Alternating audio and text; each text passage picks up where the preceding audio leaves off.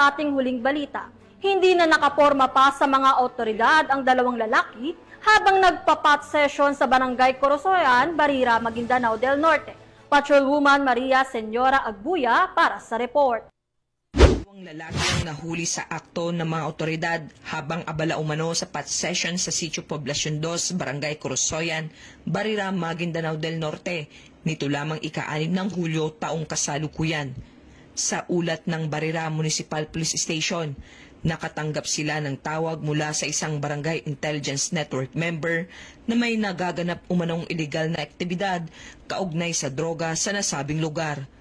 Agad na rumisponde ang mga tauhan ng Barira MPS sa pangunguna ni Police Captain Rex C. Laurino, Officer in Charge katuwang ang 3rd Maneuver Platoon at 1st Provincial Mobile Force Company at naaktuhan ang dalawang suspect sa mismong loob ng bahay ni alias Elka, 27 anyos at alias Song, 38 anyos na kapwa residente ng nasabing lugar.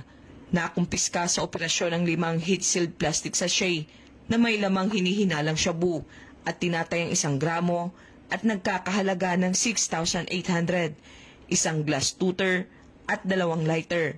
Ang mga nakumpiskang ebidensya ay dinala sa Barira MPS para sa dokumentasyon, inventaryo at disposisyon at habang mahaharap sa kasong paglabag sa Republic Act 9165 o Comprehensive Dangerous Drugs Act of 2002.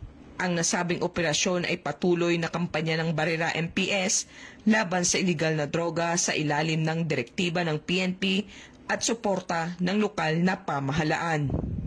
Mula rito sa rehiyon ng Bangsamoro, ako ang inyong Police News Network Correspondent, Patrolwoman Maria Senyora Agbuya, alagad ng batas, tagataguyod ng balitang pulis.